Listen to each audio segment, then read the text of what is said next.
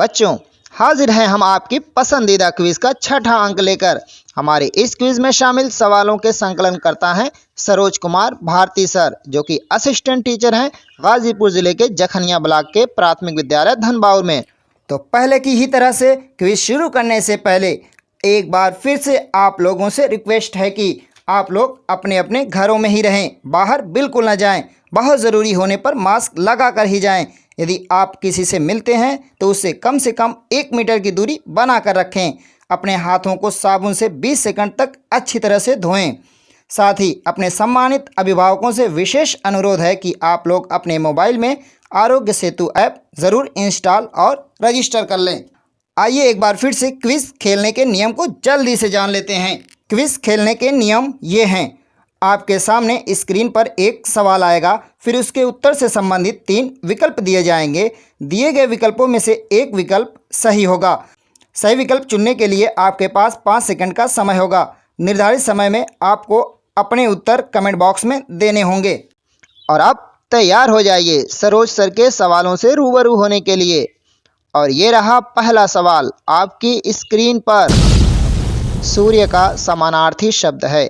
आपके ऑप्शंस हैं, पहला पृथ्वी, दूसरा अंबर और तीसरा रवि। तो पहले की ही तरह से अपने जवाब कमेंट बॉक्स में देने के लिए हो जाइए तैयार, क्योंकि अब शुरू हो रही है टिक टिक।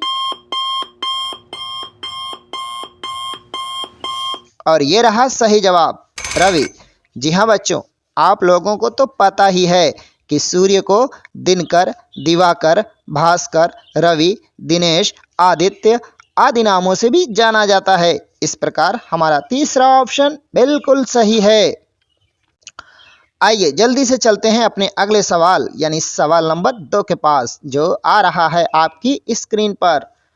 पौधे का वह भाग जो जमीन में पौधे को स्थिर रखता है। आपके ऑप्शंस हैं, पहला तना, दूसरा पत्तियां और तीसरा जड़। जल्दी से तैयार हो जाइए अपने जवाब देने के लिए, क्योंकि अब शुरू हो रही है टिक टिक।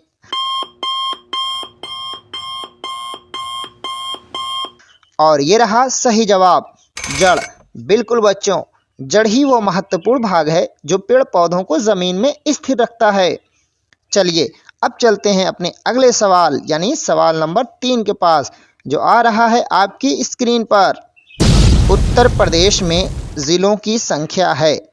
आपके ऑप्शंस हैं, पहला 18, दूसरा 75 और तीसरा 22। तो तैयार हो जाइए अपने जवाब देने के लिए, क्योंकि अब शुरू हो रही है टिक टिक।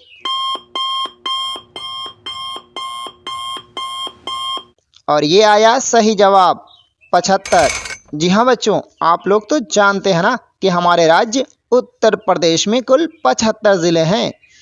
आइए अब चलते हैं अपने अगले सवाल यानी सवाल नंबर 4 के पास, जो आ रहा है आपकी स्क्रीन पर। स्लो का अपोजिट होता है। आपके ऑप्शंस हैं, पहला स्मॉल, दूसरा फास्ट और तीसरा गो। तो अब तैयार हो जाइए जवाब देने के लिए, क्योंकि अब शुरू हो रही है टिक टिक। और ये रहा सही जवाब, फास्ट। बिल्कुल बच्चों, आप लोग तो जानते हैं ना कि अपोजिट का मतलब होता है विलोम यानी उल्टा। जैसे डे का अपोजिट नाइट, वैसे ही स्लो का अपोजिट फास्ट। चलिए अब चलते हैं अपने अगले सवाल यानी सवाल नंबर 5 के पास, जो आ रहा है आपकी स्क्रीन पर। संज्ञा के स्थान पर बोला जाता है। आपके ऑप्शंस हैं, पहला क्रिया, दूसरा सर्वनाम और तीसरा विशेषण। तो अब तैयार हो जाइए अपने जवाब देने के लिए, क्योंकि अब शुरू हो रही है टिक टिक।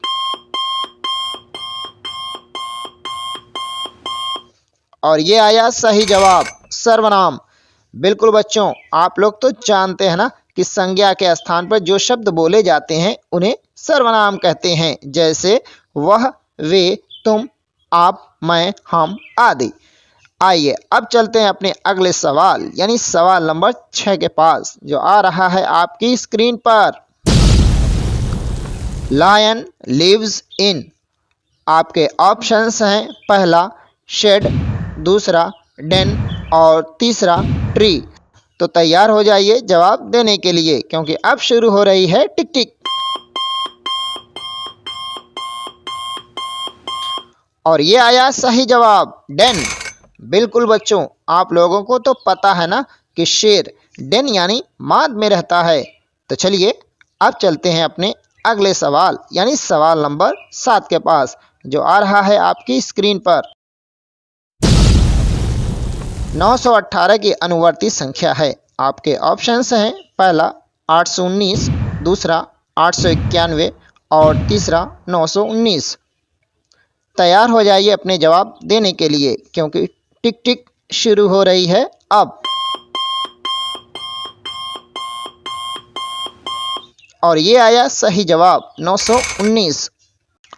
जी हाँ बच्चों, आप लोग तो जानते हैं ना कि अनुवर्ती संख्या का मतलब होता है ठीक आगे की या बाद वाली संख्या। जैसे 7 की अनुवर्ती 8 और 15 की अनुवर्ती 16, उसी प्रकार 918 की अनुवर्ती 919, यानी हमारा तीसरा ऑप्शन बिल्कुल सही है।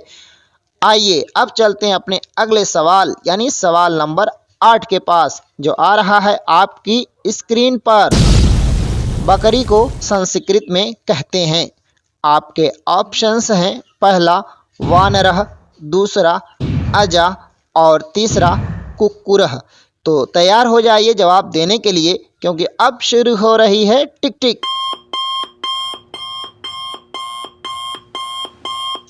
और ये आया सही जवाब, अजा। जी हाँ बच्चों, आप लोग तो जानते ही हैं ना कि बकरी को संस्कृत में अजा कहते हैं, यानी हमारा दूसरा ऑप्शन बिल्कुल सही है।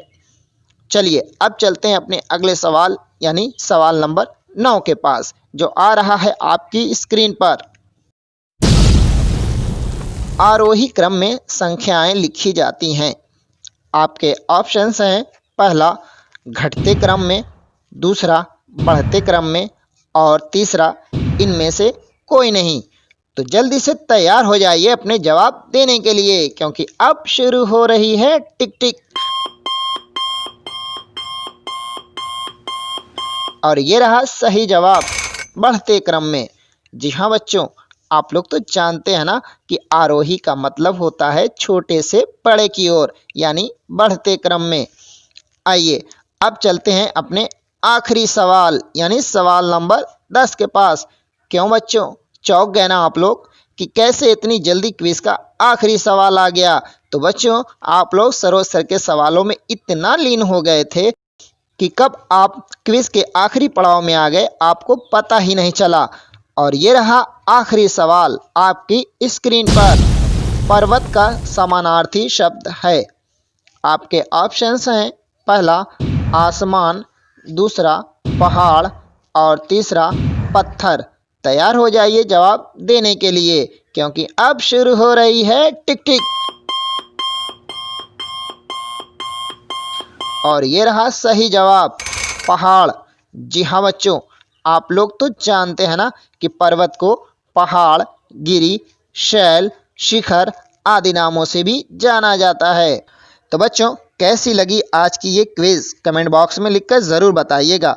और हाँ, अगर पसंद आए तो इस वीडियो को लाइक करते हुए अपने दोस्तों, रिश्तेदारों को ज़रूर शेयर कीजिएगा। तो अब चलते हैं, फिर मिलेंगे बहुत जल्द कुछ नए सवालों के साथ। तब तक अपना ख्याल रखिए, घर पर रहिए, स्वस्थ रहिए, सुरक्षित रहिए, हंसते खेलते पढ़ते लिखते और सीखते रहिए। Bye bye.